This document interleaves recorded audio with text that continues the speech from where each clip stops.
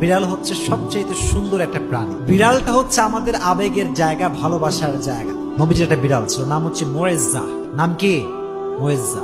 একটা হাদিসে এসেছে, অবাক করা হাদিস। দেখেন, নবীজি একবার ঘরে প্রবেশ করলেন, নবীজির জামা রাখা আছে।